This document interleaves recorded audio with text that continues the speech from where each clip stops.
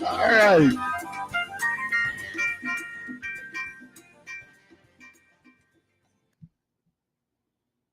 Oh, I thought you was going to do the song. All right. Good morning. Welcome to Community Voice. I'm your host, Keith Parris. I want to thank everybody for joining us this weekend. So I'm going to do this. We queued it up. Today is my wedding anniversary. And so, Rhonda, this one is for you.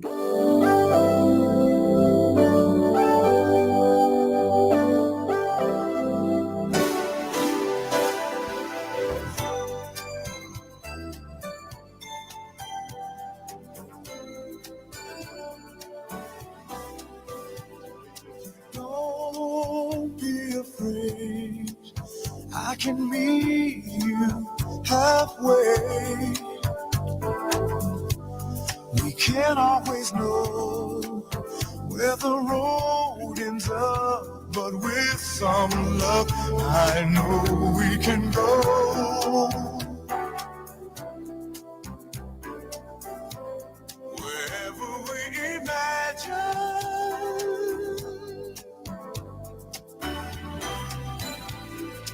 Why should we wait? Later on may be too late. 'Cause where can we run when you see there's half a chance that we might really become whatever we imagine.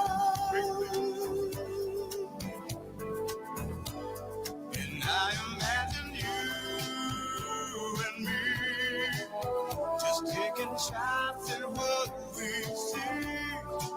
And if we fall, we'll shake away the dust and just I'll let them know. You ought to see all your heroes in me. But if we get wise, we can break the walls we made.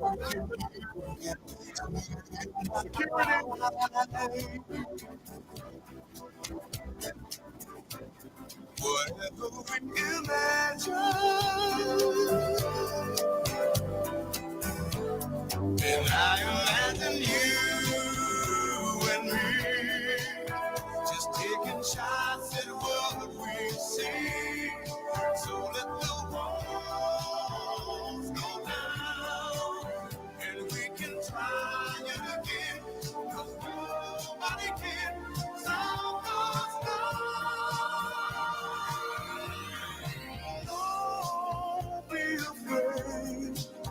'Cause I'll meet you halfway. You're not far behind. If we climb this hill, I know there's still a chance we can find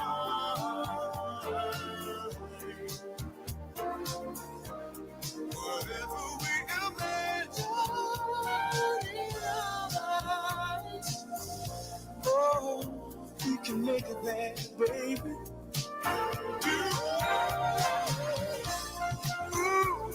Whatever we imagine, don't you see, baby? You make spoil my mind. Don't you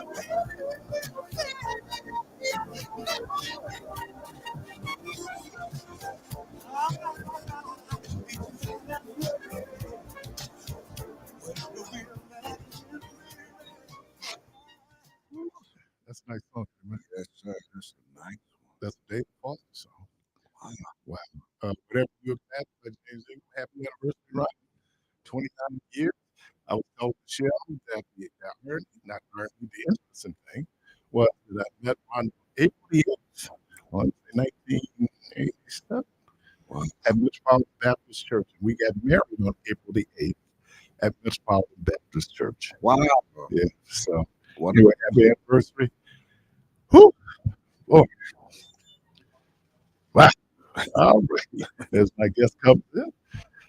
Yeah, I love that song because it talks about, it really is talking about how you meet each other halfway. yeah. And, keep it 50-50 as much as you can.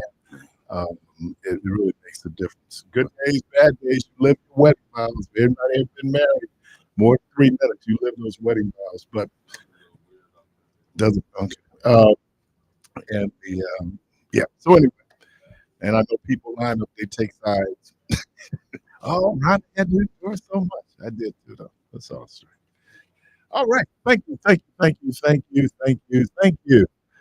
How we doing in the studio? By Mr. Antoine Carter. What's Hey, happening, man? how you doing? How you doing? They Long don't call time no you- see. I know, man. They don't call you Anton, do they? Nah, they call me. My mom calls me Antoine. Most people just call me Twan. It's interesting too. Your name is spelled Antoine, right? Yes, I usually say it's French. It's French. Yeah. Antoine. Yeah. Pepe Le Pew. With the Milwaukee Public Library Foundation. Yes. What's happening, man? I just cut a spot for you all. Talk about some of the great things you all are doing there. Well, the in support libraries of our library. The libraries are doing what libraries do, being awesome, trying to stay relevant and addressing the needs of those who are using them today. And the foundation just helps support that in all sorts of ways. So whether it's the summer reading program, which is coming up, some of our teen connected learning, we have a bunch of workshops and awesome things for adults. And my favorite project, which is the new Martin Luther King Jr. Library. When is that scheduled for completion and opening? So early 2025. Okay. Early Maybe 2025. close to his birthday, huh? Let's pray. Let's pray that that's the goal. Milwaukee one is one of the best library systems in the country.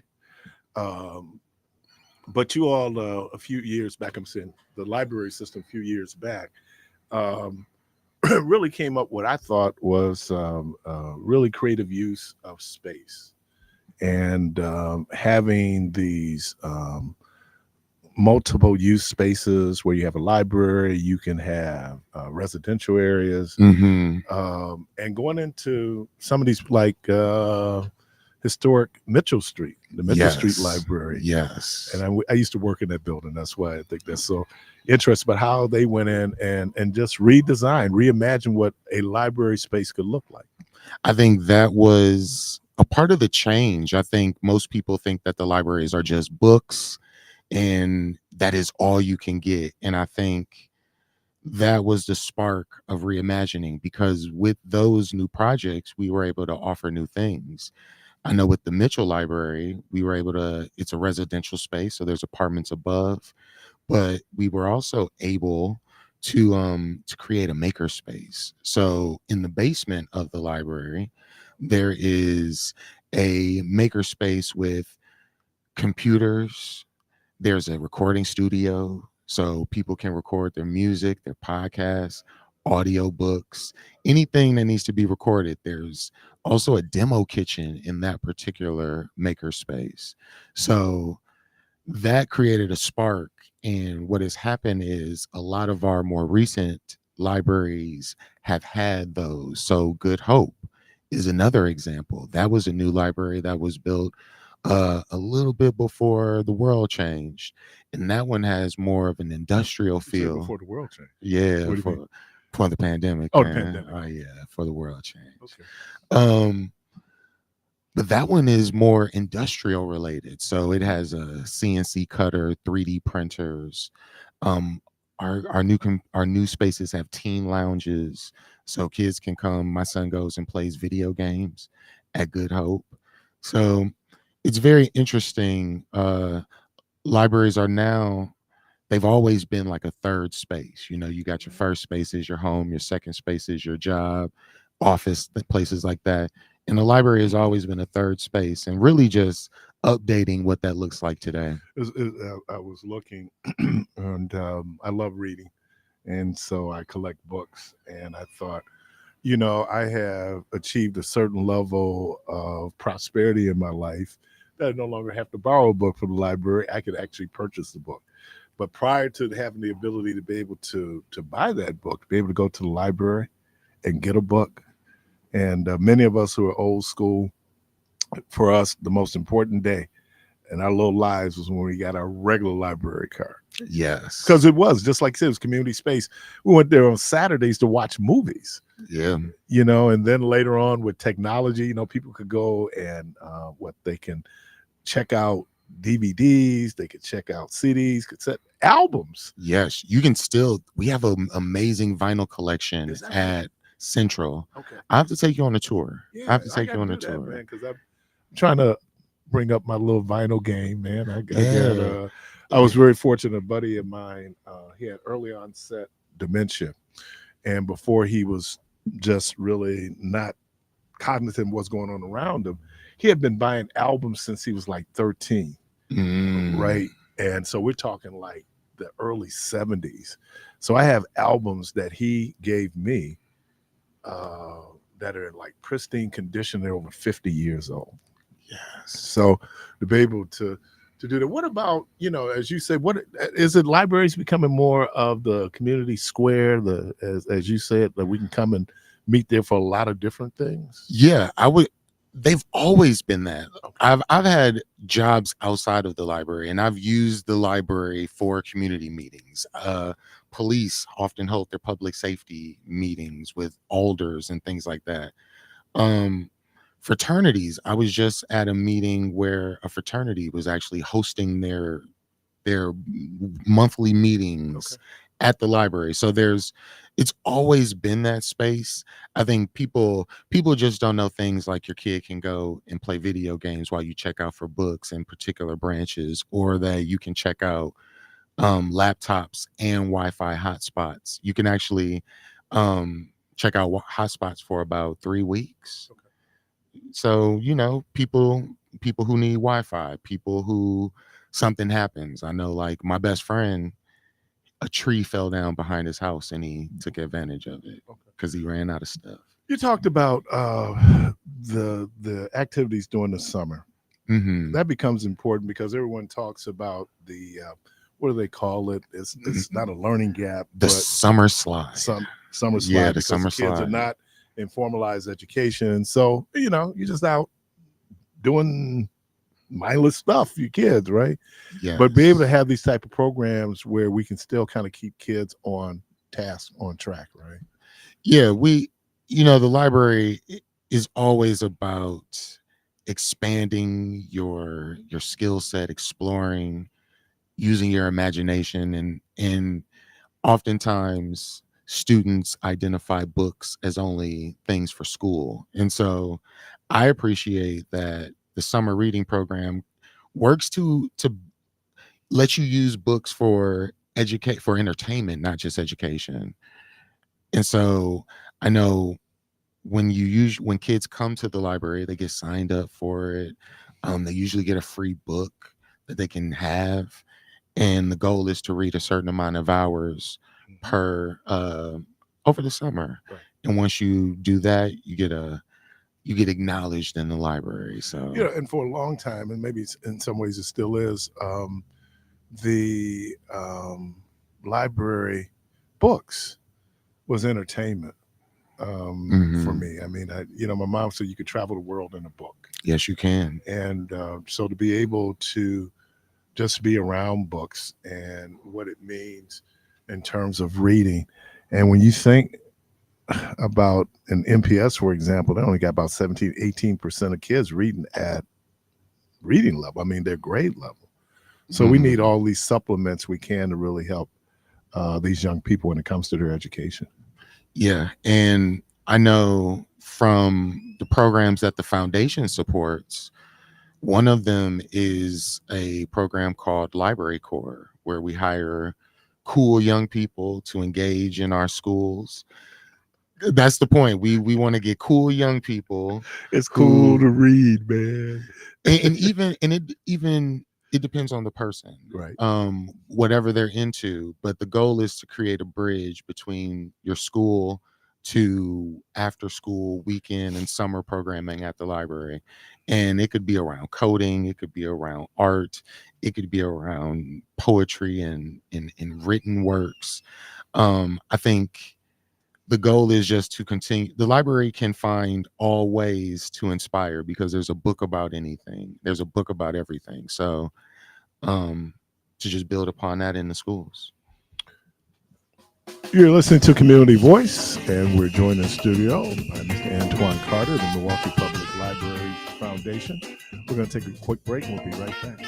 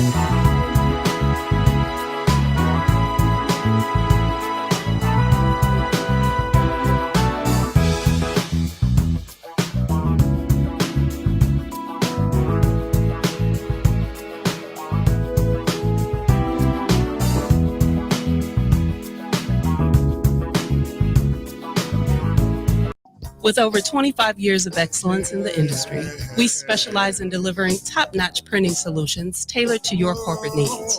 Business cards, brochures, banners, annual reports, apparel, and promotional items. Our state-of-the-art technology ensures unmatched quality and precision. Call 414-536-7646 or visit greatimpress.com today to learn more. Trust Great Impressions to exceed your expectations and elevate your brand to new heights. Great impressions, perceptions, everything. The Marcus Performing Arts Center presents Momix Alice, April 11th in Eline Hall. Inspired by Alice in Wonderland, the ballet and dance performance blends illusion, acrobatics, magic, and whimsy. Momix Alice fills the stage with a marvelously dizzying flow of physical activities and illusions amid expansive, artful projections. Per the Wall Street Journal, join the dazzling company on a mind-bending adventure as Alice encounters time-honored characters, including the undulating caterpillar, a lobster, quadrille, frenzy white rabbits, a mad queen of hearts, and a variety of other surprises. Filled with visual splendor and startling creative movement, Alice reveals that nothing in Momix World is as it seems. For more information and tickets, you can go to marcuscenter.org. That's marcuscenter.org. Hi, my name is Tamika Vukovic, Co-Executive Director of Wisconsin Voices. Please join Wisconsin Voices every Monday, Tuesday, and Friday. We will be focusing on community partnerships, voter education, and long-term collective impact for all Wisconsinites. You're listening to WNOV 860 and W293CX 106.5 Milwaukee.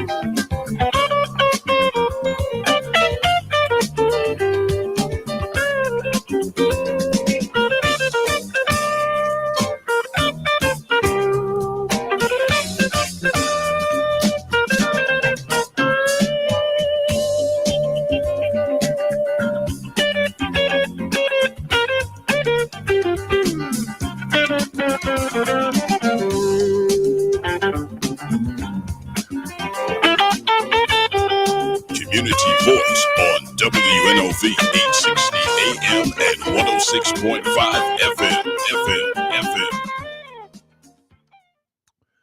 And we're joined in the studio by Mr. Antoine Carter of the Milwaukee Public Library Foundation library. Kills me when people don't say library, man. Oh, that kills me, man. I took him over to the library. Oh Lord, did y'all get a book on spelling and pronunciation? That has always been a hard one for us, though. A lot of people say library. So what are some of the other things that we have coming down the pike?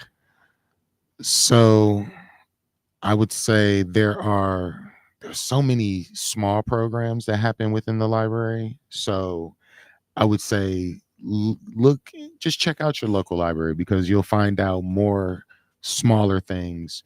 A lot of the library branches do things, whether it's programs where librarians help elderly members with their electronics, getting them signed in, things like that.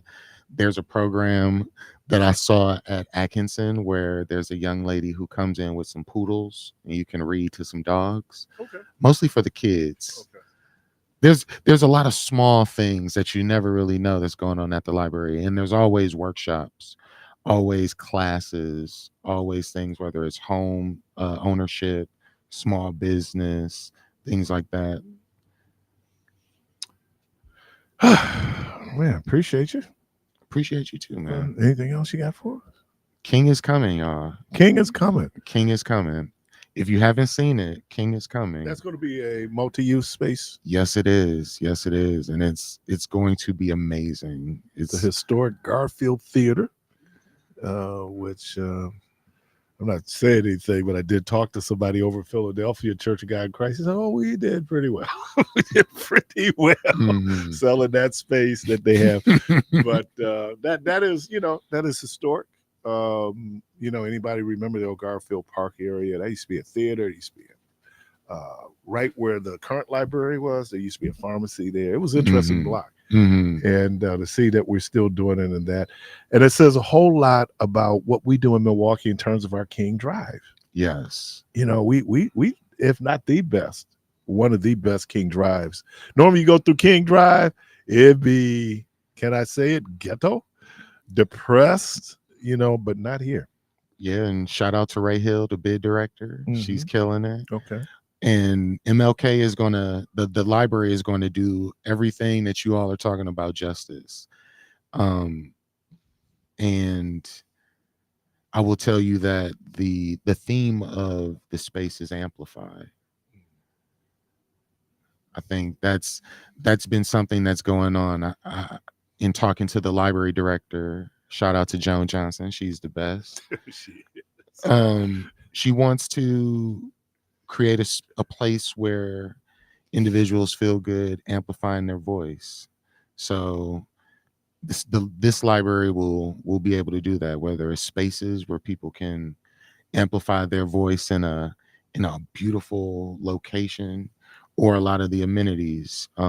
There's going to be a maker space there and amplifies the theme. So just be ready. It's coming soon and everybody should be excited about it.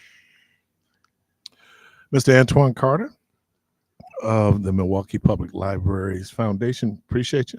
Yeah. Always good seeing you, man. Take advantage of that tour too. Yeah. Oh yeah. I'm gonna call you. Let's do it. Please do. All right. All right. No, we can keep on going. 414-444-5250. 414-444-5250. You're a basketball fan, man? Yes. I know you. When I hear that sigh, I know something coming. I know who we get ready to talk about. Go on, man. Go on. You can say it. I don't trust him. Huh? I don't trust our team. I don't. Can I say something on that? Now, in previous years, that we was in first place and we lost, right? Because we exhausted ourselves for the regular season, and we had a great record. We got into the playoffs and got put out early. I really think what Doc is doing is strategic, only because he's really not showing our hands, because we really haven't had all three of our stars out on the floor at the same time. Now, last night it was an unfortunate incident. What happened to Chris and him? That's why we traded dude. Who that? You talking about Drew? No. He got hit in the head by D. Oh Vincenzo. yeah, Dante. Dante. Yeah, Yeah, Dante Yeah, DiVincenzo. that's why we traded. Yeah, so by that happening, so we really haven't saw Chris in this form, in his playoff form. Now Chris can score. Chris can get you 20 easy. And this is something that we haven't saw all season long. Now that he's healthy as far as his lower extremities and being able to run, because he was having an ankle issue. But I think once we get out there and they lock in, you ain't gonna be able to hold Dame like that, because Chris gonna be open, and then you double Chris, and then you got Giannis, and then you got Brook. I don't know why he's shooting from third and Keith. I don't know why he's shooting from that far. He shoots a pretty good. But percentage. he's the biggest dude out there though. Shout out to Brooke. He's a library lover, so I love Brooke. Oh, him and his brother, man. Yeah, they love. Yeah. He's smart. Well, Yeah. it's Stanford. They off the chase, Stanford. man. I still don't know. I feel like the team, yes, they have not shown us who they are, Yeah. but I don't know if they know who they are. I think they do. I don't think so. I don't think they know who they are. And I think when pressure happens and you really need to tap into who your identity is and run on flow and who you naturally are, I think there's going to be a lot of finger pointing. There's going to be a lot of weird post-game interviews. There's going to be a lot of stuff like that. And because I don't think they haven't had enough reps, and in that repetition brings reps, familiarity, Yeah. brings comfort. They do not look like the only person who looks comfortable is Bobby Portis, and that's because he's gonna shoot that thing whenever he get a chance. Yeah, So it don't matter who the coach is. Good chemistry though between Giannis and Chris. Yeah. Yes. You can. I mean, but they played together all these years. Yeah, Yeah. that's championship chemistry. Right. But that Dame, and not saying Dame is a bad thing. Dame is just a new thing. And Right. so But you could see why Portland struggled. There's some parts of his game mhm. that's exposed. Now I'm gonna give him credit. His on-ball defense in terms of he has quick hands. You see all the steals he gets. Mhm. But I think you're right. It's chemistry. Let me do this. Breaking news. Oh, NBA guru Fred Young predicts that the Milwaukee Bucks will be eliminated in the first round. The general manager will be fired, and Giannis will want out. They're already paying. Wow. They're already paying what? 3 coaches, 4 coaches? Yeah, they're paying a lot of coaches. Paying a lot of coaches. well, I mean, I don't know, man. It's kind of hard because the Bucks is my squad. So Right.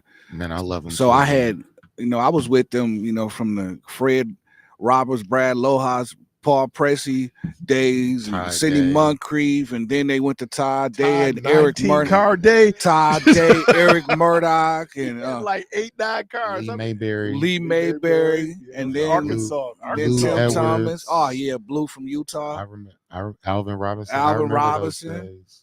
Jeff Grayer, Johnny Newman. I mean, so like we've had history of just being, Ice Reynolds. oh my God, just being Could stay out the club. Oh Ice my Reynolds. him and Tractor Trailer, man. I used to see Tractor Trailer at Reuters, and the Bucks was on TV playing like Minnesota. So I'm looking at him, I'm like, why is you? Oh, the dude that really hung out was Jason Caffey. Oh yeah, Jason Caffey. Yeah. Jason Caffey. The night, I was telling you about the night that Robert Owens did his release. Yeah. And it was down at it's the Silk Room now, right? It's still Yeah. Silk Room. Yeah. And we walk in the joint, and this dude like, ain't the Bucks playing someplace? And he's sitting out in front of the club. Ice Reynolds said he was sick. He couldn't make a road trip. The Bucks get back. They used to hang out at Victor's. Yep, at Victor's. Guess who walked in? So Nelly walks in. Guess who up there partying hard in the club? Ice Reynolds. Iceman Reynolds. Yeah. And then, we ain't going to talk about Tim Thomas. Oh, Let's not talk Tim about Tim, Thomas, Party Anthony, Boy Thomas. oh, my- him and Big Dog. Yeah, but Big Dog Big Dog was up Right here in there. juniors. No, it was right there. But he was coming out of juniors when he got robbed of the Rolex. Yeah. He was at juniors that Wow. night. Yeah, Yeah, they got him right there. They got Tim Thomas right there. that dude was a talent. So, boy. Oh, yeah. Tim Thomas was Oh like the my first God, Giannis. dude. Yeah. He was the first Giannis. And he was smooth. but Man, he like can shoot. fire. He just couldn't get it together. This current team is talented. Yeah. This current team is championship Yeah. level talent. Yeah. I think championship level chemistry is what's missing. I don't know. I look at it. I understand people were doing the numbers. You know, you were able to get a 30+ score a game, but what did you give up? And Yeah. I think that you gave up more. And unfortunately for Dame, if the Bucks don't do well, people are going to blame him. But I don't think it's him. No, It is it's not not. him. Because to be honest, if they was playing man-to-man defense all game, then you can point the finger. But when you're playing zone and you're playing switch up and off the ball and all of this other stuff that they're They don't have doing, athletes to do man. yeah. So it's like and to be honest with you, we are long, but as far as being quick, we're slow. So we just big and slow. So that's why the half court game is very beneficial to us because we can slow it down and we can work Brook and we can pass it. And If you don't hit the shot. if you don't hit the shots, But we'll see, man. The playoffs start about a week? woo, in a couple Yes, they days. do. Yeah. And you got maybe they can take this week to work on what they need to work on. But they struggle against teams they shouldn't struggle against. And I understand everybody's a pro. Yeah. But you shouldn't be struggling with Detroit. They shouldn't. The Raptors had lost how many in a row before they got I think in? 11 or something like that in a row. And then you lose at home. And then we lose last night to New York. And I was just at the Thunder game. Okay. And they destroyed the Thunder. Yeah. So hopefully, if that's the case, then when the teams are better, hopefully they play up. I think that's wishful thinking just based on what we're seeing. And then and if you ever played on a team, you know, after a while, like you saying, you start pointing fingers. Yeah. Now winning helps you. People you're on a team you normally don't like. Yeah. Right. Winning helps that. Right. Yeah. I don't really like you, but we winning right now. But when you struggling, if I don't like you, it's really amplified now. I was just like, dude, I never liked your anyway. You know, I honestly think if the Bucks did this lineup, if they did Dame, Beasley, Chris, Giannis, and Bobby Portis, they start Giannis at the 5, and you start the game off that way because then you can run and gun, bring Brook off the bench. He can score on the second unit. He'll be the biggest man out there. Who else you got coming off the bench that can score? You put Bobby in. I mean, AJ Green. Oh boy, come on. Now he's not a scorer like that, but he's a shooter. Okay. So he's not a scorer. He's a shooter. Brook, whatever. Then you can, because then you can still keep Dame in. You know, the alternating Dame and Giannis, and then Pat Beverly coming in and things like that. But I would start Bobby Portis, man, so you can run, man. I would not. I need that guy who's gonna shoot coming off the bench because Brook ain't gonna shoot. Yeah, but not like Bobby. Not like Bobby buckets. shoot first. Yeah, Bobby don't even. Only time you see Bobby pass the ball is when he see Dave. He'll turn because he be going like, "Oh, there's Dave, Giannis, and Chris." Other than that, he gonna let it ride. It's the black hole, man. Once it going to Bobby, it's going up, man. He putting it up. So, and that's good because he's really increased the scoring average. Oh yeah. You know, because I remember when he was at Chicago. Yeah. I mean, we get him, but you got to have somebody coming off the bench. They got to be able to take it, and they don't. They're about, 7 deep, if they're that? Yeah, they are definitely a Grayson Allen short. Oh, yeah, you miss Grayson Allen. I mean, I don't know, man. I think if you really let AJ get into his game, man, AJ is a sniper, man. George, you listen. We got another Duncan Robinson. I'm serious, man. we need a serious, big. man. There we go. AJ's a sniper, man. Off guard who wants to hold defense. Yeah, but don't nobody play defense. I think because they're better athletes. When they're up against athletic teams, they struggle. Teams that they can match up with, they're good. But like, how many did? Because I turned it off. I went to watch the final match last night, WrestleMania. Yeah. How many did Brunson end up with? Oh, like 30 something. I mean, but he was killing. Yeah, he was killing. He was killing them Mhm. cats, They man. could nobody hold him. Nobody. And that was it. They have, oh no, Haverstein. Oh my He God. had a career game. But- And of course, Dante had a career game because that's a revenge game.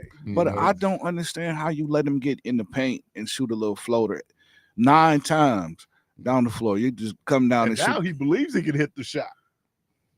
Oh, yeah. All right, 414-444-5250, 414-444-5250. Did you all watch the women? Oh yeah. Oh yeah. Oh, I was more interested in them than I am the Yeah. dude. I am. Oh Yeah. yeah. I don't even know any players who are in the men's game Me neither. tonight. Yeah. The tall guy from Edie. Purdue. That's Edie. it. The women's game was awesome. The Final Four was amazing. Right. The championship was amazing. My wife, who normally doesn't watch, was watching. And she said, you know what? I normally don't watch, but this was actually it was competitive. Yeah. You didn't know to the end this game was over, man. Especially I would jumped off 10-0. You going like, yeah. ooh, Yeah. okay. And let me my favorite South Carolina player is Raven Johnson. Raven is a Mhm. monster. But you know, Mhm. Raven went 0 for last night. I saw that. She went 0 for, but in the Her second half, defense, she yeah. shut down Caitlin Her Clark. defense Oh, did. she shut Yes, her she down. did. See, but man, I like that other chick. What's her name? Pow Pow. Oh yeah. Yeah. Now, Pow Pow can let it ride. She See, let you it know Pow ride. Pow? Yeah, Yeah. she let it Look at her ride. form. That Ooh, look at it was that jump beautiful. shot. Oh man. Yeah, and the freshman who hit a bunch of amazing shots. Johnson. Johnson. Oh, Her form was amazing. and she had no fear. She pulled up a 3 one time. Went, oh yeah, Yeah. oh man. Yeah. What's her name? Yeah, but she's only a freshman. She's back. What's her name? Fawali. Yeah. Yeah, they're young. They lost. young. They lost their whole starting 5 last year. Right. Because Raven Johnson was a freshman on that team last Mhm. year. I think Chloe Kitts was on that team last year, and Big Girl. Yeah. Yeah. Yeah, they were on last year. Am I break or caller? Oh, caller, welcome to the program. Good morning. Good morning. Yeah, I got a question about Giannis. Okay. He's about 10 feet tall and missing layups. He should have dunked the ball like Shaq used to do. You shoot fruit that was like Shaq used to. Man, you ain't lying about that. Man, is it a Yeah, picture when you- you go to the line? I Mhm. think we have to recalibrate our thinking, brothers. I know we old school and we believe the big man should be in the post and the little guy should be in the perimeter. Excuse me, but that's not how the game is played now. Yeah, If you're a big Yeah. guy, and you don't have a perimeter game. You're not going to be playing. yeah, and that's true, man. Because they was talking about that guy from Purdue, Zach Edey, Right. whatever Yeah. name is. They was projecting him to go if he come out in the second round, Right. and he's like 7'5", Player of can- the year. player of the year. Mhm. He can block shots, he can score right in front of the basket, but he's projected to go in the second round because of how the game has changed. Yeah. Yes, it's pace. It's Giannis. He just can't shoot, man. So he should be dunking the ball as often as he can. But I think it's pace, and Edie is hard on pace. Mhm. If you want to include him, I think on the bench, coming off the bench, that's a great, bench second team. So, do you think he would be better with an Eastern Conference team or with a Western Conference team? Because the Eastern Conference, you have like Embiid, you have some big centers. I think he'll be good in the East because in the West, Yeah, they're gonna run him to death. doing the West. I mean, in the West, there's bigs, there's bigs, there's slow bigs, there's Gobert, there's Jokic, there are slow bigs, right? Like Jokic is not fast or athletic, and he has his way with everybody. but he can so- shoot. That's very true. That's So that's very what true. sets him apart. Though he can shoot. Kind of getting back to the women's game and talking about the big women. That young lady Stokey at Iowa. Oh yeah, Yeah, she was nice. You see down how low. she runs? yeah. But then Cardozo was running with her. She Yeah. I mean that sister, man, she take off running because they had a couple plays where she beat everybody Yeah. down court. Yeah. And I Mhm. noticed that Friday when she played, like she can, because they had a sister, not sister, young lady who's in the WNBA play for Iowa last year. She never dribbled when she took a shot. They throw it to her in the post. She turns, she shoots. She never took a dribble. This young lady got handles. She blocked Cordoza's shot. I saw that. Yeah. She blocked her shot.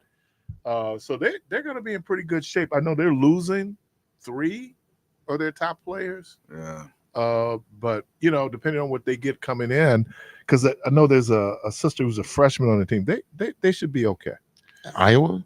Yeah, they should be okay. So losing the greatest player ever, another great player is going to Iowa? No, I think they're going to be a good team. I'm not saying that they're going to be like great in terms of that. And can I just for a moment, because it always gets back to slavery, and I do have a tendency to watch these things through a racial lens from time to time. Okay. In the first half, you cannot tell me Come on, man. that the referee was cheating.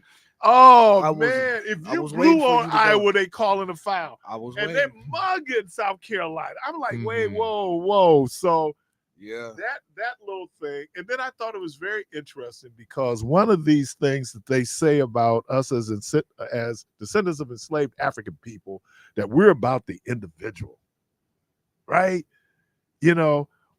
What was Iowa about? One person. Caitlin and the Clarks. Right. I mean, truthfully, to be honest with you, I think they cheated the game before that. Yeah.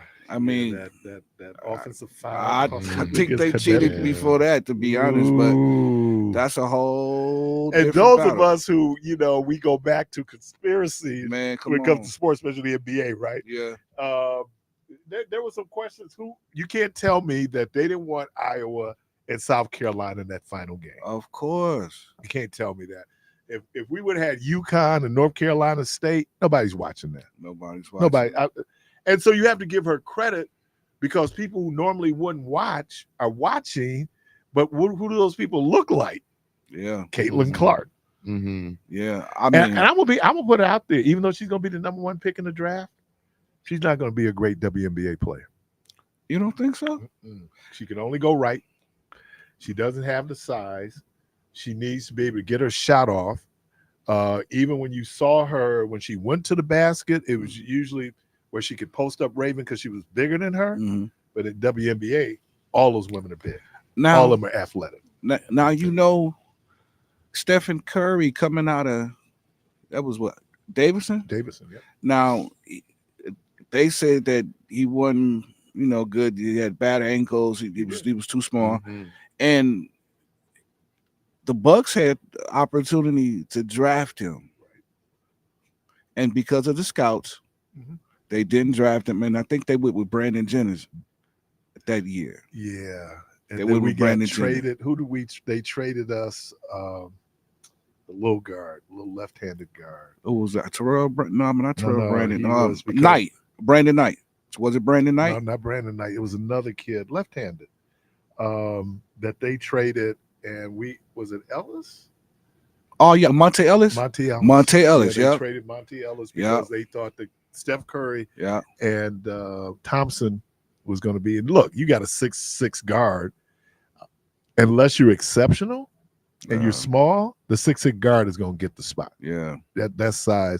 And Klay Thompson turned out to be, that was a good move. Yeah, but we could have had Stephen Curry. I know. We could have had Stephen Curry with Michael Redd and Michael Redd. Man, I like Michael Redd. I love Michael Redd, man. But they always talk about the randomness of life, right? Yeah. So Michael Redd signs this huge contract and then has basically a career-ending injury. Yeah. That micro thing with his knee. He never got back. And the Bucks, they're paying him like 14, which was a lot of money then, $14 million guaranteed money. Yeah. Yeah. I was young at that time. Man, that's a rough time with my Bucks fandom. Lots of averageness. Oh my God. Lots of 7 and 8 seeds, 4-game sweeps in the first round, if we even made it. Well, that best team probably during that era would have been the 2000? Yeah, with Andrew Bogut. Man, when we that played was after Bogut, that was Big Dog. Big Ray dog. Allen. Ray Oh, Allen, Big you- three. Oh, you talking about 2000, Yeah, 2001, when we lost to Philly. And why? which we was cheated. No. Wait, Because wait, I'm gonna tell Scott you. Williams Wait, does not play in Game 7. yeah, because they cheated us. They cheated us, and he didn't play that game. And then even throughout that game, Ray Allen going to the right. I still remember it like yesterday. Ray Allen was dunking on him. He was getting fouled. He was still making his dunks. They didn't call it. Glenn Robinson got fouled on that last shot. They didn't call it because they wanted Philly and LA. When he went to the line. I don't know how you can be that great a shooter. and Man, you he can't was one hit of the free greatest. throws. Yeah, he was one of the greatest mid-range shooters. Oh my God. And a turnover machine. Please my don't leave God. Giannis. Oh yeah, Giannis is in the class. He's up with Shaq can't shoot. Yeah. You know. But Giannis has really gotten better though. Oh well, and you know what? It seems like when it counts, Yeah. he hits the shot when True. it counts. So yeah. and certainly during the playoff, Yeah, you he know, the was 17 championship for run, he 17. was hitting the shots, but Yeah. it can be an adventure, man. So maybe this summer he'll work on that. He'll work on his mid-range jump shot. You know, he what is he about 50% for threes? He shouldn't be that high. Well, he only takes 2 to 3 a game, and he looks like he hits 1. I don't know. His Giannis, We'll see. Giannis is a very unique player, man. He's a player that you would call Well, a there unicorn. again, very. Who would have thought? Yeah. At Steph 15. Curry. You know, Steph Curry, the reason why his brother got the Duke was Krzyzewski said, I thought he was too little. I won't make that mistake again. Yeah. And so then his brother, Yeah. Seth, he gets to Duke. Yeah. But yeah, he killed Wisconsin, didn't he? Yes. Yeah. Yes. Oh man. All right. 414-444-5250, 414-444-5250. So who do you like tonight, Purdue or Connecticut? I'm gonna have to go with the big dude from Purdue. Yeah. Quite frankly, I'm not very well versed, but what I will say is, from what I've heard, UConn sounds like a really good all-around team. Yeah. They're well skilled. They got depth. They got everything it takes to run it back. So it sounds, for me, it seems like they're gonna run it back. Yeah, you could. I forgot that they won the championship last year. That was just how disinterested I was in the men's Final Four because I was watching the women. But the way that when I saw them play Marquette, I'm thinking these dudes are good. Oh yeah. Oh, they're good. And Marquette, man, I mean, they need some size, man. I'm not talking about height. I'm talking about some size. Yeah. I mean, they're every Big team. dudes. Right. Yeah. Any Not adult team they played, they lost to last year. Yeah. But in the NCAAs, they lose to Michigan State because those dudes look like they could have been playing, you know, for the football team. Yeah. And this year, North Carolina State. Yeah. Yeah. So, all right, man. Well, I guess I'll go with UConn tonight. UConn. Kevin Ollie got paid. Yes, he did. He got paid. He won a championship too. He won a Yeah. championship with him. Yeah. Yeah, I think he's coaching in Philly now. I think I saw him on the Philly side. Yeah. I think he's a assistant coach over Hey there. man, you get paid by the school. I Cut the check. So do you think they can't fire Doc Rivers, man, because he decided No, not to 4 years. No, man. I think that they're gonna, after this year, you know, he'll have a full camp with him. He'll have, you know, training camp with him. He'll be able to implement what he really needs to implement because he really came in on the fly. You know, trying to implement his game plan on the fly is a lot when you're in the middle of the season. I will give you that. So I also think personnel wise. Oh yeah. You didn't even get Griffin didn't even get a team that he thought he was going to coach because he got Dame, you know, out of nowhere. And I think this upcoming offseason, if they can make any moves, if there's any, they need another guard who wants to hold defense. I think they need Cam Johnson. Oh, I love Cam Johnson. Cam Johnson. Oh Yeah. man, Cam I Johnson love was Cam my- Johnson. He was my He'll shoot favorite in that thing. Phoenix. Yeah, he'll shoot that thing. Yeah, but he's him and his brother. These Jalen? guys have, huh? You talking about Jalen Johnson? Is his What's name brother? Jalen? Was he Pal? He played at North Carolina. But they're some of the most had some of the highest basketball IQ I've seen of guys that young. And Cam Johnson, you need basketball players, man. Mhm. Yeah. You need basketball players. I did watch a little bit of the HBCU All-Star game. I saw a little bit of Did you see Cleveland Jr.? Yeah. Oh, little Yeah. Cleveland Jr. Yeah, Cleveland was Jr. killing was- him, he man, was- from he was- grabbling. Oh, man. And you know the whole crazy thing, man. I went to school with Coach Dante, man. Is that right? Greenfield Yeah. High School, yeah. I Okay. went to school with Okay. Dante, so I talk to him often, man. And yeah, man, I'm proud of him, man. He did a good job with them, man. Yeah, he did. He Yeah. did. Yeah, but little Cleveland Jr., I know, what was it, something Cleveland Jr., he had range. This Yeah. dude, and he's little, Yeah, but he was putting it up. So he might get a shot. yeah.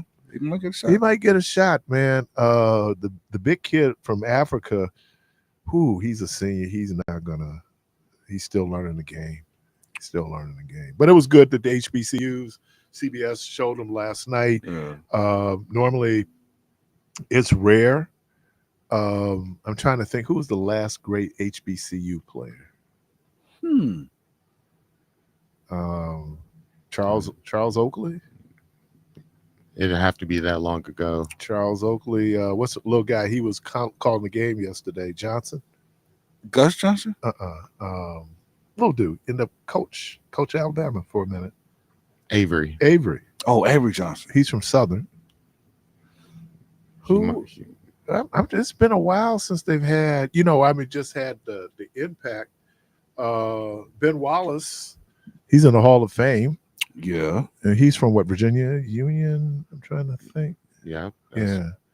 But yeah, it's been a minute, man. It's been a minute. Wow. Since we had somebody from HBCUs. So this was a great showcase last night. The scouts got a chance to see some of these guys play. So do they need like a Deion Sanders to show up and bring some attention? Basketball level? Yeah, on the basketball level. You know what? The conferences, because of the television contracts, they're doing pretty well. And HBCUs were never known for basketball. They were always known for football. It's like the SEC, right? It's a football conference. Big Ten, it's a football conference. You get some players, but it's not considered like now. Well, this year, though, let's see, the Big Ten, we got the Big Ten in the finals. And we had the Big Ten in the final game last night, Iowa. So, but yeah, I just think because the emphasis is so much on football, and I understand that. But and then the other thing is, if you're playing at an HBCU, no disrespect to the alum and grads of HBCUs, these are players who would probably be sitting on a bench at a major, like the Big Five conferences. Their size. Usually it's their size. It's more, they have talent. It's just their size. They're smaller. And it almost looks like D2, in terms of size. So you see size, then the question has to be, well, what happened? And now with the transfer portals, you had dudes, and I forgot they got another year because of COVID. Yes, they did. That's why you saw people playing 5 and 6 years because of COVID. They got a whole nother year. And so that's why people saying, is she going to go? Is he going to go? Because they were eligible for the draft, but because they took that extra year. So you had people out there 6 years. I'm like, that's Brad Davison numbers. I don't know if you remember Brad Davison number. That dude was at UW for like 9 years. How do you have all that eligibility, man? But the guy who I really admire, who took advantage, I thought, the transfer portal in such a way where I'm sure he's looking at going beyond, was the Johns kid that played at Marquette. He ended up going to Duke. And he's going as a graduate student. So those guys were able to go finish their degrees or get advanced degrees. Hey, man, I plus with image and likeness now. Because, actually, Caitlin Clark is better off staying for another year if she could. Right. And making a cool $5 million. She's not going to make that money in the WNBA. Yeah, if I was her, I'll play those 10 games with the big three and get that $5 million and then go to the league. So you can eat twice. Yeah, well, she gonna eat well. No, she can't. She can't The women's league is in the summer. No, but I'm saying stay in school. Oh, No, she's already declared. yeah. I know, but stay in school, do the $5 million, play the 10 games over the summer, and come back to school a cool $5 million What's richer. amazing though, she was the only starter from Iowa. No, Stokey's from Iowa. Stokey, Yeah, she's from Iowa. But yeah, I don't know. I just okay. I mean, but she broke Pete Maravich's record. That record lasted over 50 some years. 50-some years. And I don't know saw if you guys are young. I got a chance to see Pete Maravich. Oh, I didn't get a chance to see That him. dude was woo before Magic. I heard It he was nice. Pete Maravich, and the difference between Pete Maravich and Magic, not only could Pete pass and handle, he could shoot. Mm. That dude, and think about it, he was averaging all those points, and they didn't have A the three-point three-point line. Yeah. I always think there should be an asterisk there. I know people hate asterisks for sports records, but when you can score more points. Mm. And when you're Caitlin Clark, where I'm thinking, 60-70% Yeah. of her shots are, Threes. threes, you could do it. But that record stood for years, man. I'm going out there. We'll see what happens when she gets to the WNBA. But it's like Kelsey Plum. She was unstoppable in college.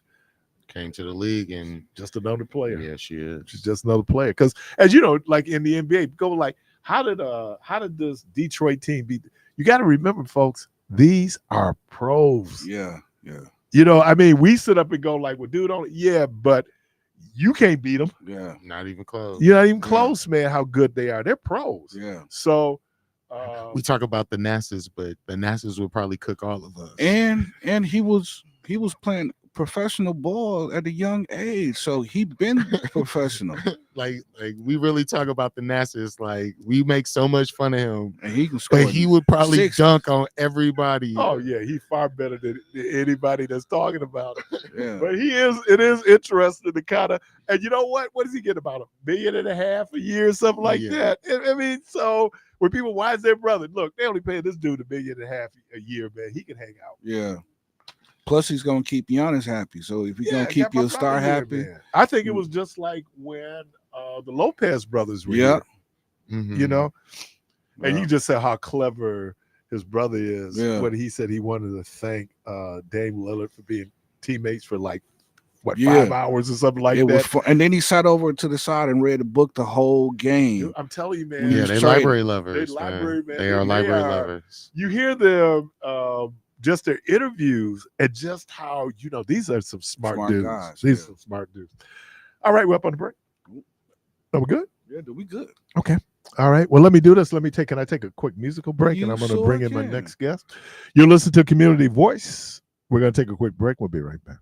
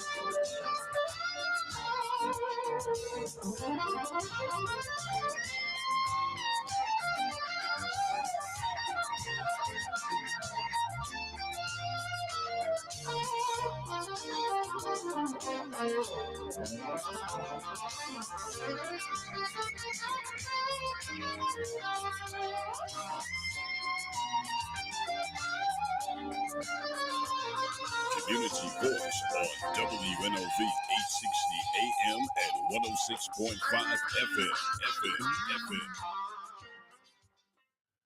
All right, welcome back to Community Voice, and I'm joined in studio by Miss Tiffany Lewis. How are you, Tiffany? I am doing great, thank you. All right, let's get this in here. And all right, you ready? Yes. I had the opportunity. I just got a chance. I met you first at G's Clippers. Yes. When we were down there for Real Man, Real Talk. And then I bumped into you again at the Wisconsin Black Chamber of Commerce event.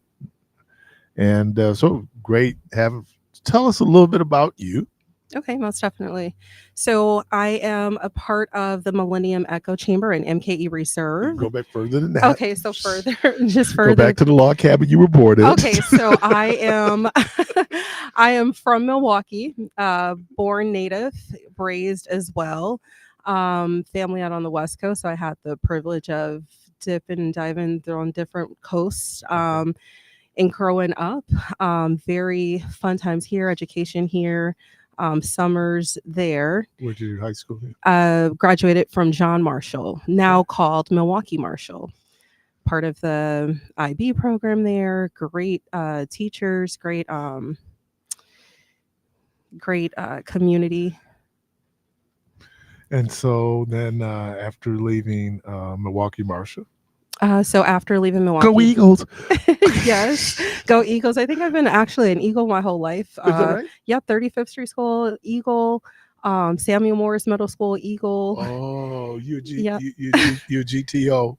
Yep. Another all these GTOs Yep. around here. Yes, I We mean, call them gifted and talented Okay. was the GTOs. Okay. Okay, yes. I actually grew up off of Hampton my entire life, so HPT there. But definitely after leaving Marshall, spent some time at UW Milwaukee studying first psychology, said that I would never change my major. Second semester studied business, absolutely loved it, and found myself immersed in business.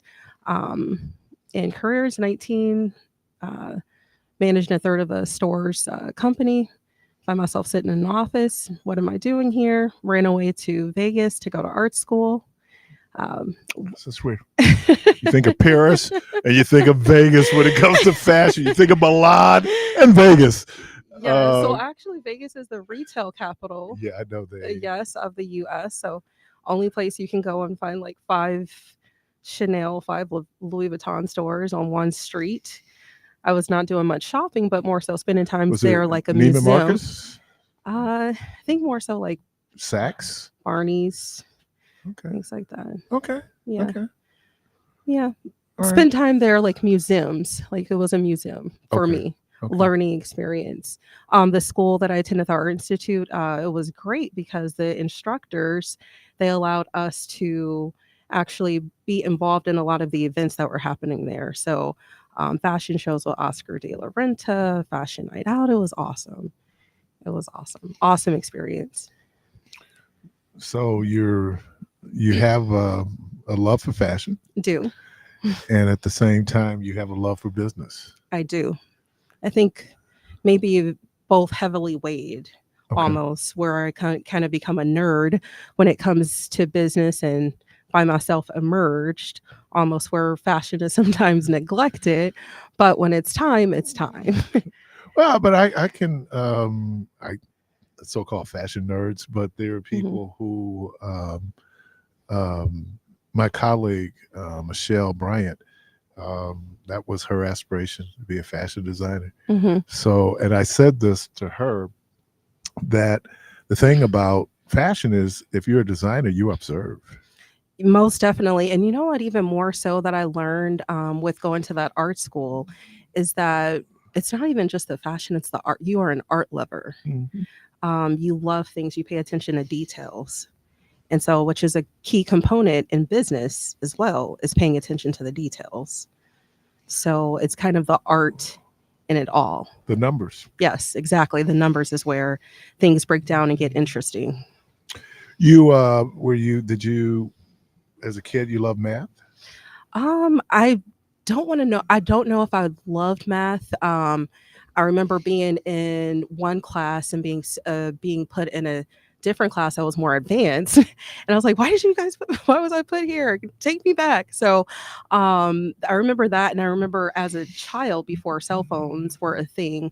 I could remember everyone's phone number. Like I was that kid's like, what's such and such's phone number? So I was always good with the numbers, I want to say. More so than anything.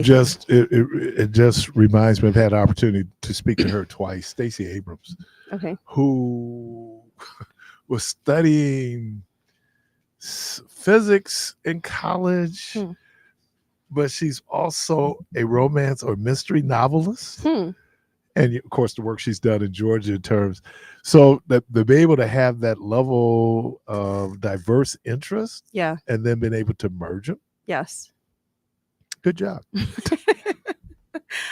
Hopefully my mom is listening.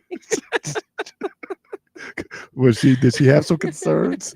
Like when you told her you were going to art school, was that Well, when I told her I was leaving Milwaukee, her and my grandfather said, no, I was not. And I just let them know that I was not asking. I was just informing them that, what was happening. But no, it was always encouraged. It was definitely always encouraged. You work with a group now. Yes. Tell us about the group you're working with now. So with the group, we are individuals that all work in the financial industry, whether it is leveraging credit consulting for personal and business. That is with AUIG Consulting. He's a part of the group. Will Easter, who's also a part of the Black Chamber. Also with even contractors as well, Roman Thompson, as well as attorneys. I have someone that I personally work with, Kevin Butson, who is also joining our group as well. And myself, I am a financial services professional, so dealing with banking products as well as insurance, annuities, retirement planning, the life things that we all can't avoid. As I was thinking about this, and you had talked about your work around, and it sounds trite, but financial literacy or financial education. Yes. It almost seemed like it was bifurcated for me. Like if you're talking to Carvey, who is like 18, okay, you're having his financial literacy would be different than if you're talking to me. Okay. Right. Well, I mean, some areas, because yes, right. How his investment is going to be, hey, dude, you got to wait for your return. Yes. Okay. So I'm just saying, is it different when you talk about age groups? You'll be surprised that one, it's very funny that you mentioned that, because with our group, we have a for-profit, which we contract with large organizations. We have contracts with the school as well for after-school programs, and we have our nonprofit where we offer free classes to the community. So with that, we do service both the youth as well as adults. And sitting in the sitting even with doing consultations with adults, or even in sessions with large groups, the things that we're discussing, even with just simple, basic, where do you put your money when you're looking to save? Where are you putting your money? Where are most people putting their money for retirement? You realize that we didn't have these conversations growing up. There was, you kind of have sometimes financial institutions, they're present, and it's just a matter of opening up a checking or savings account. But sometimes it doesn't go beyond that, with conversations to why we would shift money into a CD, why we would shift money into other areas. So even with an 18-year-old, they don't, a lot of the times when working with the youth, we haven't had conversations as parents with what goes into your monthly budget when you're ready to move out on your own. And so when you're sitting with adults, sometimes you see that there's key components that's missing in their monthly budget as well for expenses. Sorry, I'm going into nerd mode. You're supposed to. That's what we brought you here for. Okay. This is a nerd safe space. It is. I mean, I'm a nerd, so it's a nerd safe. Just do all the inside baseball you want to do. No, and if there's some questions, Yes. I can But no, I mean, okay. So the world has changed in some ways. So there are many people who, let's say they're just going to get a job. I'm working at Briggs and Stratton. Okay. And Briggs and Stratton had a retirement plan, right? Had yes, right. And I worked for the county. We had a retirement. We have a fixed pension, right? Okay. But that world is slowly going away. Fixed pensions are, companies feel like, no, we can just put you in one of the tax dodges that they put you in. What is that? Is that the 401k? Yes, exactly. Which was there to help people avoid paying taxes. But now it becomes a retirement. So share why. Yes. So even with it being to help people more so having tax deferred, a tax deferred account with your 401k, and that has been a replacement for the pension plan, which, like you said, it's no longer a thing. And so even with speaking with a lot of the youth, they're like, oh, but don't you get some kids know, don't you get a pension? Like, yeah, not anymore, so even with your 401k, what we don't realize is that if that's where sometimes people are overfunding, even in their 401k, hoping to get the best outcome. Understanding the 401k is also affected just like the stock market. Your 401k is constantly going up and down. Because it is stocks. Right? Because it is the stock market. Well, but fixed pension funds are too. They just tend to be, unless we had 2008, which hit a lot of fixed pensions, they're usually more conservative in their investments, and again, long term, there's enough there where they don't have to pull that money out, so then the money can grow unless we have a demand, or we have what we had at the county where people could take their pension out early, portions of their pension out early, which would then have an impact on the liquidity of that fund. So with that, to your point as well, not able to touch that money. If you need it, it's an emergency. You have the money there, you'll be penalized until you turn at least 59 and a half. Right. And then even when taking that money out, most people are retiring with about $200,000 in their 401k. Also, most people are living check to check. So we get to age 65, now 70. And for people that are about 18, maybe 72, at that point, you have $200,000 in your 401k. You're looking for that to be taxed in. That may look more like 170, if that. Is that taxed at 14%? That's, well, depending on where your tax bracket is. Right. So depending on where your tax bracket is, it's going to be less than that. And, considering what is our Social Security income going to look like, we're looking to supplement that with our 401k. But how long is that 401k going to last? Right. If we've been living check to check, if we find out when we get ready to retire, we don't have things like life insurance.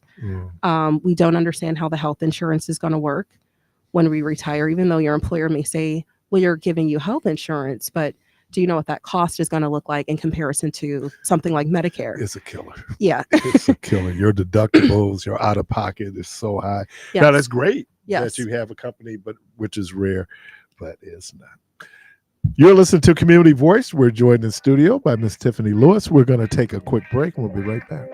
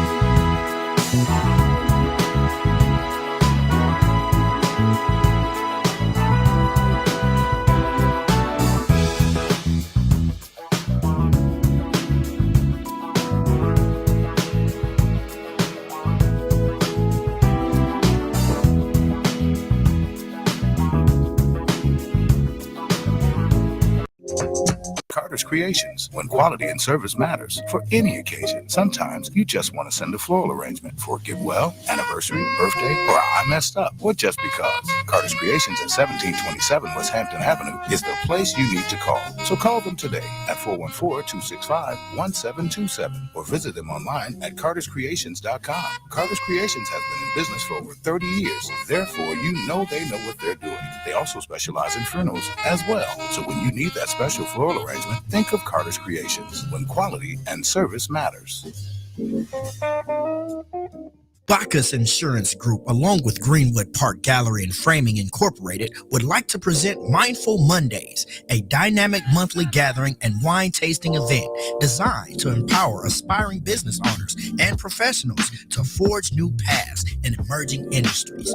Join us April 8th, 5:30 to 7:30 p.m. to learn more about the podcast industry. Located at Greenwood Park Gallery and Framing at 4233 West Fond du Lac Avenue. For tickets, go to greenwoodparkgallery.com or call 414-444-5166. Are you a small business owner looking to scale your business all 2024? Register for our upcoming boot camps every first and third Saturday of the month, where you can learn about personal and business credit, marketing and branding, and how to get funding for your business. Just go on our website, twbcc.com, click the 3000 Black Business Challenge tab, and sign up and register for upcoming dates. Hello, Milwaukee. I'm Mr. Debo, the program director here at the all-new 860 WNOV. On January 8th of this year, WNOV underwent a relaunch, complete with a fresh logo, branding, format, and new shows. Now you can even stream our talk shows on YouTube and Facebook. We're always striving to enhance your listening experience, and now your watching experience too. As we continue to work on improving, there may be more changes in our lineup. Here's a few of the changes we've made. We've added Sandra Silk and All That Jazz on Tuesdays and Thursdays. Chris Heavy Levy on Saturdays with Saturday Backtracks and more. Flavor Fix with foodie Samantha Starr. How about Pillow Talk with me, Mr. Debo? On the Porch with Quapanon Anton Nixon. The Difference with Will Martin. Be a Voice with Wisconsin Voices, Dr. Kwaku and Naumbo Mpindo. Money Talks with attorney Carl Plez. Brought to you by Columbia Savings and Loan. The Friday Night Jukebox Party with DJ Kevin Buchanan. St. Mark's Lutheran Church with Pastor Marty from 9 a.m. until 9:30 a.m. Community Outreach Clinics, Community Heartbeat with more to come. But rest assured, of course, we have our staple shows that have not changed and will not change. Say Something Real with Michelle Bryant. Community Voice with Keith Parris. International Roots Rock Reggae Meltdown with Ross Joel. The Blues Cafe with me, Mr. Debo. Reverend Al Sharpton from 12 until 3. We're listening to you, and we'll get it right together. And thank you for listening to the all-new 860 WNOV and 106.5 FM, The Voice. WNOV 860 and W293CX 106.5 Milwaukee.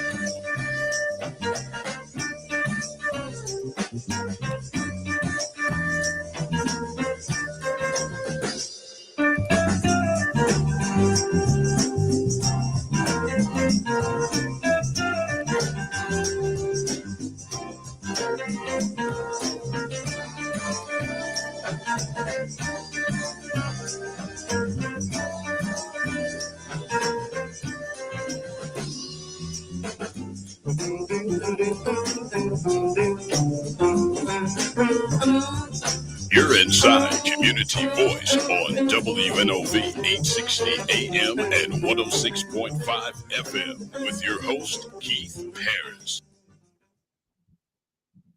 Of course, when I come back, I'm not ready to come back. We have in studio Miss Tiffany Lewis, and we're talking. So we hear about this whole literacy. You pointed out somehow people live paycheck to paycheck, right? Yeah. There is a guy. He was Representative Floyd Flakes out of New York City. He pastored a church in Queens, and he wrote a book. And he had this equation. It was 10, 10, 80. Mm-hmm. Being religious, 10% for God. Okay. 10% in savings, and he said the other 80 is yours. Okay. Do you think that sometimes people are too ambitious when they first start savings? Yes and no. Just because even when we're saving, it's a matter of where are you putting your savings, right? So we're not sure when do we switch some of that money over to a CD. So one of the questions I ask the kids is what's inflation? What's the rate of inflation? And what is the rate that your bank is giving you? So if you have over a certain amount, when's the time to shift some of that over where you're getting a greater rate of interest? How much are we shifting into investments that are at risk where the majority of our savings or the majority of our retirement planning is going towards at-risk accounts, like, things that are going up and down the stock market, or even right away into we're saving because we're looking to invest. So what would be in terms of, I put a CD, what is the current interest rate or interest bearing rate on a CD now? So there's interest rates you can get anywhere between, I would say, 3 and 5%. I was thinking five is the top. 3 and 5%. 5% is the top, and it's going to be based on the length of time that you're keeping that CD there. So there's 12 months. More interest if you keep it there longer. It's actually less. Really? So less interest if you're keeping it there longer. Why? Well, because that's the thing too. At the end of that 1 year mark, or that time period within the next year, you're getting taxed on the money that you gain from that CD. So again, we're talking about tax deferred accounts, and why people are assumably putting more money into their 401ks and not looking at other options is for the tax deferment purpose, but also not realizing that that money is also going up and down. So there's places where you can kind of meet in the middle that are not being explored, where your money is not being affected by the downs. You're getting a higher rate of return, but you can also go in and touch that money when you want, unlike your 401k and unlike your traditional bank where you have a lower interest rate. So when we say, are we saving too much? Not necessarily. It's more so about where are we saving it? Why are we saving it? What are our goals? What are the things that we're looking to do with this money, and how soon? And that should determine where you're saving it. If that makes it makes perfect sense. Okay. And I was just going to pull up what the interest rate is now. So if I want a mortgage, the interest rate is between 6.1 and 6.4%. Is that the same interest rate then that is applied then to savings, CDs, and others? Or they have a different interest rate that they use? So There's a different interest rate, and for that it's more so the interest rate that you're paying to someone else. With the interest rate that you're receiving from a bank, that's what your money is earning. Right. But I'm Okay. asking, so Yes. if the right now is that the prime, what is that prime interest? The 6.1 is if you Mhm. have good credit, Yes. this is what you're eligible for. Right. Okay. So there, I guess maybe I'm confusing in how I'm asking the question. Mhm. So when we see interest, of course, when I make an investment, interest is derived from the investment. So I'm trying to figure out, so is it just 5% that's going to be the standard when it comes from investment? Yet, if I want to borrow, is that a higher interest rate? Because the 6.1 is based on me borrowing, right? Correct. Okay. Correct. So what you're looking at when you're looking at, you may need to rephrase your question for Okay. me. Okay. But when you're looking at what you're borrowing versus what you're saving, Okay. when you're borrowing, that's more so what you're looking at long term for, you're making this payment. Um, I think when we're kind of shifting gears over towards looking at purchasing real estate, for example, there are so many different ways that you can purchase, so many different factors that come into play. Um, when we're looking at interest and the rate of return. So I think what maybe you're getting at, I think because we live in a microwave society now, is that when we're putting money away, we're expecting that return right away. We're not thinking that we have I'm looking this. for some Bernie Madoff Yeah, numbers. we're thinking that we put $5,000 somewhere, and right away we're gonna get some great rate within a year. Well, they're doing prior to 2008, though. Some of these funds were 17%, 18% in terms of what their return would be. Yes, definitely. Again, Bernie Madoff, but and others, but now maybe not so much, right? Yeah, not so much, not so much. I think when I speak to people, you're looking at time versus money. You either got a lot of time or you got a lot of money. And if you Can't don't have both. Yeah, if you have both, then you're in a really good position. Okay. Then you can, put up a lot of money and you'll get your return back right away. It's like building a restaurant. Okay. Okay. I either have a lot of money, I can put the money into the restaurant and I'll have it up and going in no time, or I don't have a lot of money and I'm going to have to put a lot of blood, sweat, and tears into this. It's going to take me a little bit longer to get it up and running, but I have the time. I'm willing to invest the time. So the misperception is that we're going to take this little bit of money and I want it to do something within the next year or two. And that's not the reality of it. Like I said, unless you have a larger sum of money. Well, I want to circle back to what I Yes. asked you earlier in terms of when we say, you know what, savings is a good idea. Yeah. So it's really, it's all these contradictory messages you get. Savings is good, but we want you to spend, right? I mean, that's talking about this is how our economy works, right? Yeah. So if Harvey says now that I want to do savings at 18, what would be a reasonable percentage of his income for him to look at investing or saving every month? I would say at minimum for himself, at least 10%, 5 to 10%. So we're back to I would Brother Flakes. Yes, most definitely. I would definitely say at least 5 to 10%. However, that depends on his current situation as well. Everyone's just saying. situation, yeah, of course, everyone's situation is different. What I would say is you start with your foundational budgeting first. Right. Do you live on your own? Do you have a vehicle? Making sure those things are in place, because what a lot of people will do is they'll start cutting out those things that matter the most. And then when something happens and those things are not in place, all that savings go away. Right. Yeah, and it's funny. And we're not paying those things, so we can put a little bit more in savings. And not to be able to miss it. I remember the first car I financed, and I worked for the county, so I got it through the credit union. They can take the money right out my check, which is great, right? Great for your credit because there's no late payments, the whole thing.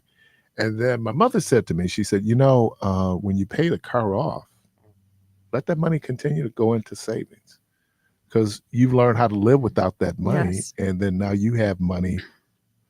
And so I think those things, I think a lot of times people, oh, I'm going to save $500 a month. Yeah. But then life intrudes, right? You're talking Yes. about, and many of us, not many, yeah, many of us are living, paycheck to paycheck. Yes. In terms of that, when you're teaching financial literacy to children, Mm-hmm. young people, Yes. young adults, Mm-hmm. what are some of the things they say to you when you're trying to help them with that? Well, financial literacy involves much things, and I think more so than anything, we're looking at economic development. Like, how many of you guys know what goes into a monthly budget? Or so starting with certain items, how much is this? How much? And you're asking questions. How have you ever sat down with your parents and went over what their expenses are? Oh no, we would never, we would never. However, a lot of them are turning 18. A lot of them are saying, I would like to move out soon, but they don't know what goes into a monthly budget. Um, and sadly, if we can shift over to health as wealth just for a second, and what is in our communities, what makes a community profitable, and the stores that you will see in the community, what are we able to go in and buy? Um, and a lot of the times you will hear them say, junk food, alcohol, sometimes even drugs, tobacco. Comfort. Exactly. Um, but when we get older, the reality of that, when we're putting that monthly budget with health insurance that you're paying monthly, you get ready to retire and your health bills are sky high. Mhm. Well, that goes back to the habits that you had as a child. There's not a lot of fresh fruits and vegetables in the neighborhood. Um, you know, what's coming into our neighborhoods if we're looking to be entrepreneurs when we get older? What's going to drive traffic into our community? A clean environment, things like that. It's going to pour people in. So we're having tons of conversations, and it's more so a reality of what are they being brought? What's the attention that's coming to them?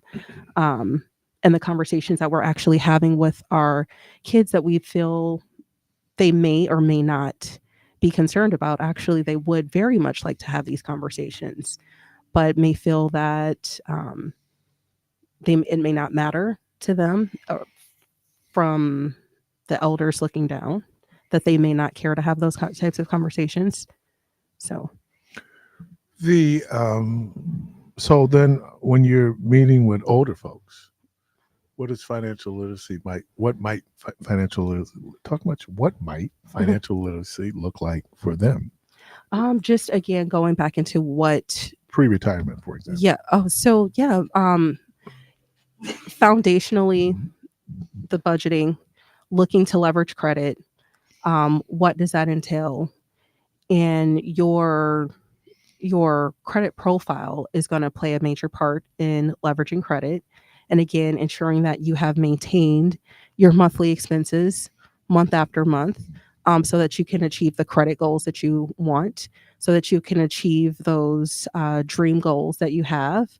But more importantly, because I would like to buy a house when I retire. I'd like to move to Florida, but sitting down and looking at the current finances, sitting down and looking at where is your retirement going, where is your money being allocated to, and saying, okay, what really needs to happen? And it's more so bringing that reality back to play with, I think the image sometimes that we're looking to hold on to plays more of a part in, are we living beyond our means? What does it mean to be successful? I think is questions that may come up. How you well, it really depends on how you grew up and in your home. I have a nephew whose mom, man, she's good with a nickel, and he's good with a nickel. I mean, to the point that he takes cheapness to a level for a young person to be frugal and cheap. But you know what? he has something to show for it. Yeah. Because there's this thing called deferred gratification. I think that sometimes, you're right. I think you used the term earlier, microwave. We want it right Yes. now. And so our ability to have a little bit of patience when it comes to things. I think you also hit it on the head when you talk about how we're image conscious. So the reason why, Kias are so popular is one, the price point. And then, other people driving Kias. Yeah. It gets to where, but if you want to get out and get a practical car, come on, man, I can't pull with this, I mean, so those things, I'm sorry. You can't pull it, may not be able to pull with that, but you can pull with saying, I have a place that has food in the refrigerator that I can turn the lights on with, that I have a car that I can drive from point A to point B. That The starts? bumper's not dragging behind me because I pay my insurance, because I pay insurance on my home, so that if me or my neighbor has a house fire, I haven't lost everything, and my savings isn't on zero because I've been keeping up with all of my insurance. I have life insurance. I have a proper retirement plan. I think that's a matter of success. And looking at, and so when I'm speaking with the kids, I say you can find $16 an hour job, right? As a 18-year-old coming out of high school, working 40 hours a week. And we break down, if you can stay within this budget and taking care of all of the things that you're supposed to take care of, including your insurance, you'll have maybe a small amount of money left over. But guess what? Everything is taken care of. More than enough. So is that success? Right? So I think sometimes have to define, what is success? Is success skipping out on some of those bills, having a crisis, and our savings and everything that we had is now depleted, and we're back to square one, where our home ownership rate is constantly dropping? We were, I think, in close to the 70% range back in the 70s, and we're more so below 10%. Well, we have the largest black middle class in the country, per capita. Yeah. And that would have to do with the factory jobs and yes, what we were able to do. I think a lot of times people, real estate and how valuable real estate really is, because real estate appreciates, a car depreciates. yes, And so if you're investing in land, and especially where you're investing in that land, because things will change. Who would ever thought that we would have the development we have coming from Val Phillips, and Fiserv moving north. We have King Drive. So people who own property in what were sometimes economically distressed areas, but areas that's developing, if you own that land. And that's the other thing. Land investment is not 1 year, and because you got people out, I don't know, flipping houses, but I'm talking about now long term. exactly. Plus is transferable wealth generation. Exactly. And that's where the conversation goes into what is making our communities profitable. And that's our running theme for this month.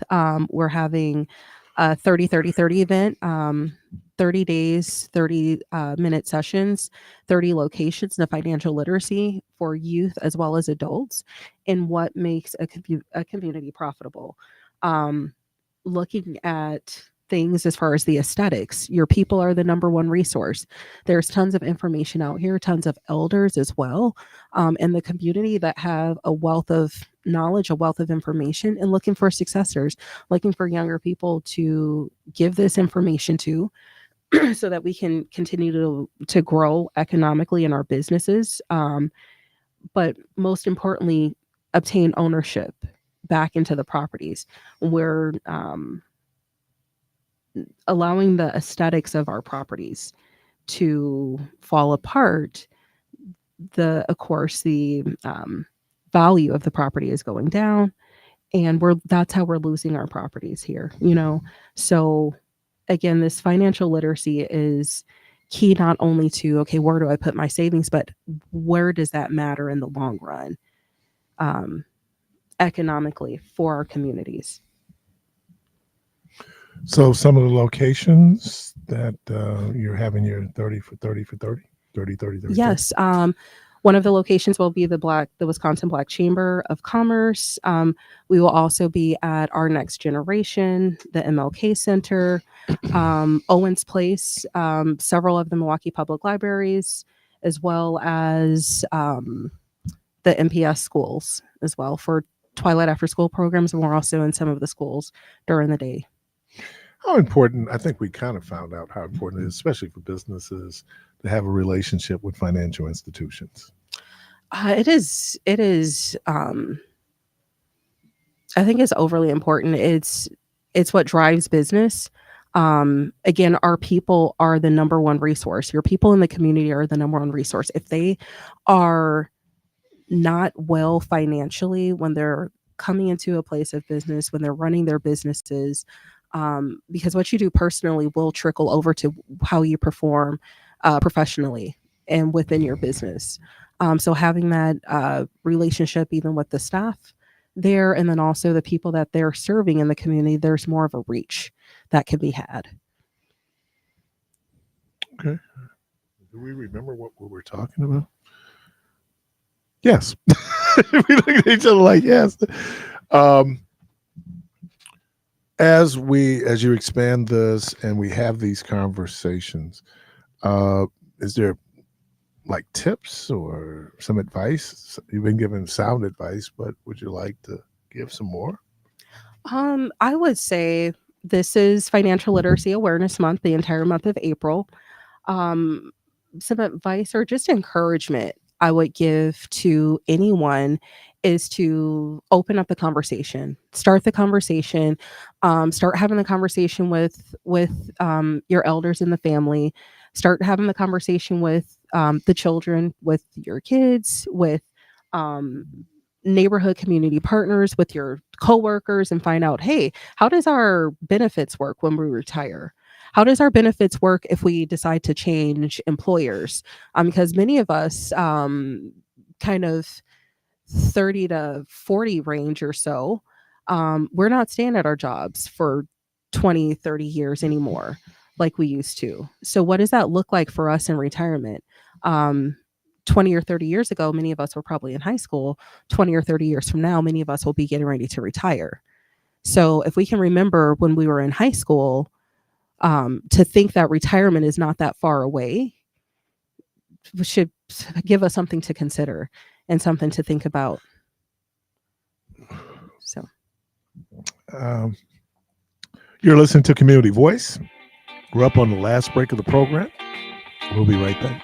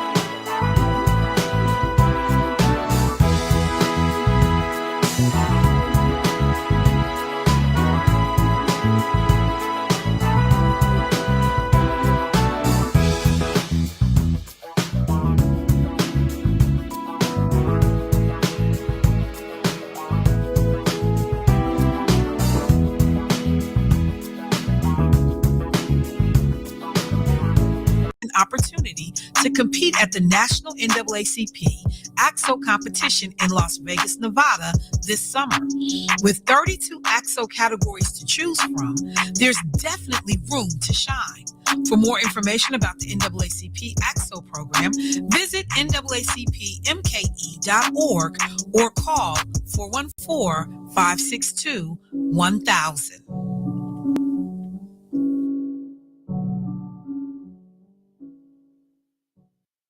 Ready, Wisconsin. The Black Child Development Institute is expanding its village statewide. Join us for an unforgettable evening of celebration and empowerment at our gala on Saturday, May 4th, 2024 at the Hilton Milwaukee City Center. Tickets are available for $150 per person and sponsorships are available. Adorn yourself in formal African attire as we celebrate this momentous occasion and the growth of our village. For more information and to purchase tickets, call 414-236-5641 or visit bcdi-wisconsin.org. That is 414-236-5641 or bcdi-wisconsin.org. Don't miss out on this unforgettable event. Together, let's build a brighter future for Wisconsin's children. Hey Milwaukee, my name is Martina and I'm with the Independent Living Supports Pilot Program team. We help adults 55 plus and those 18 plus living with disabilities, providing up to $7,200 for home services, medical equipment, home modifications, and more. There's less than 30 days left to sign up for this program. See if you qualify today. Call 414-289-6874. Again, that's 414-289-6874. This program is made possible by Milwaukee County and Wisconsin Department of Health and Human Services. Milwaukee, tune in to Mary H. Bryant's television show, which airs each and every second Sunday morning at 6 a.m. on the M. That's WMLW TV at 6 a.m. You'll find us on WMLW TV, AT&T 7, Spectrum 7, Direct, and Dish TV 49 every second Sunday morning at 6 a.m. And join us on June 16th, 24 for the Merry 35th Annual Father's Day Sunset Cruise. And the blues. We're showcasing national and blues artists with old-time gut bucket blues. You'll love the tunes, so tune us in. Any questions? 414-463-6977.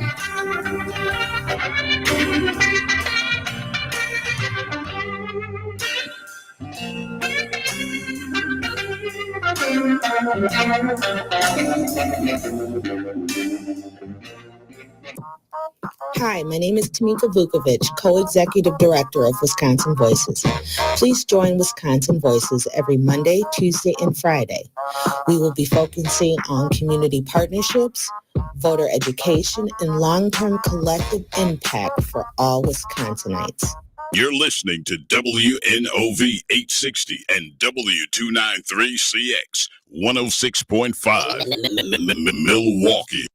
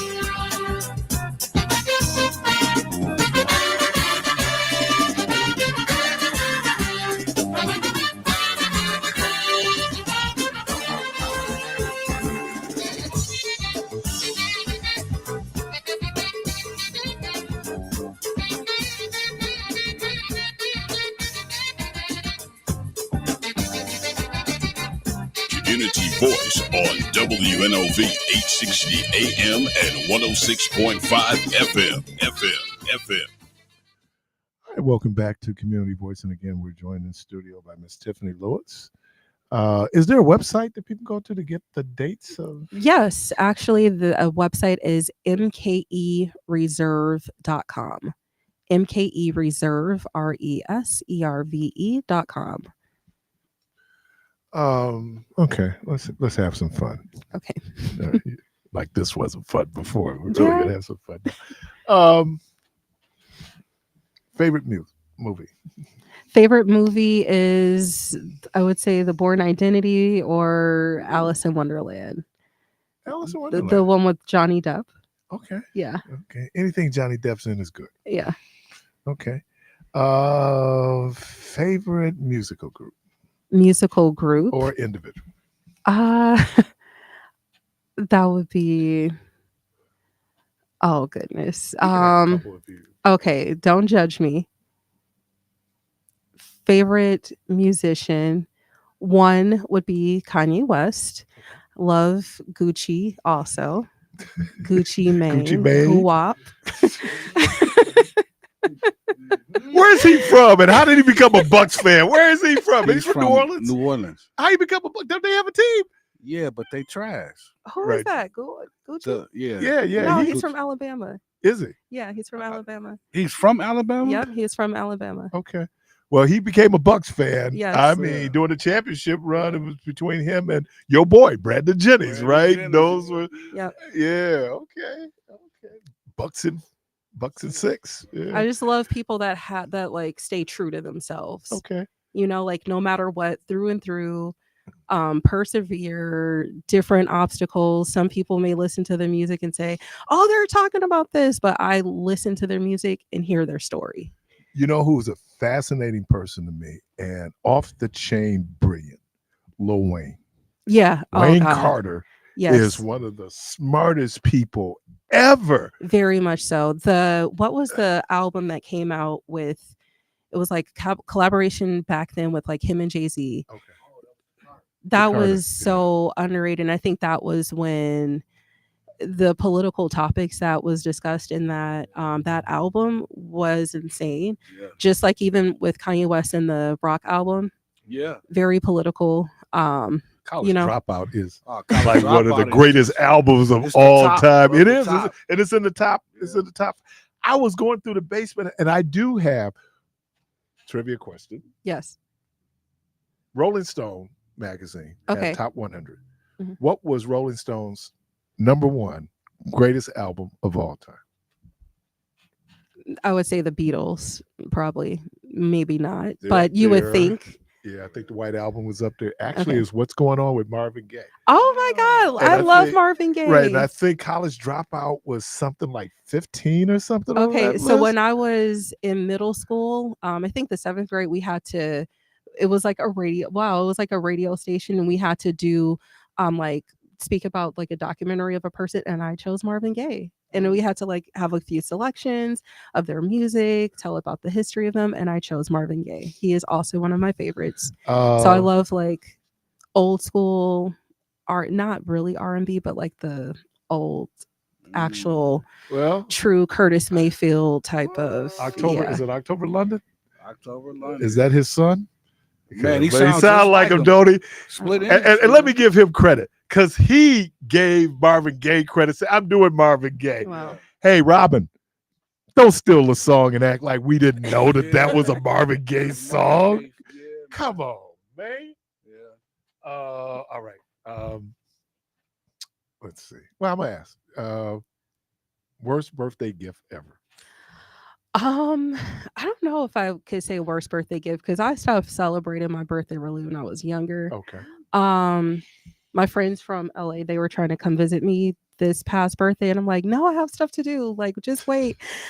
Like, I'm trying to get some stuff going here. Just give me a second. But I could say worst Christmas gift ever was a gift card from a boyfriend. Well, wait a It minute. was like, Wait a minute. dude. You had a boyfriend at Christmas. Most of us are gone. Yeah. Oh my Most of the cats God. break up on birthdays, Valentine's Day, Christmas. I mean, that about December 15th. Wow. Where are you? I'm going to find myself, man. I Jesus. mean, Oh my I'll be back God. first. It was like, did you even think, like, did you just stop and grab this on the way?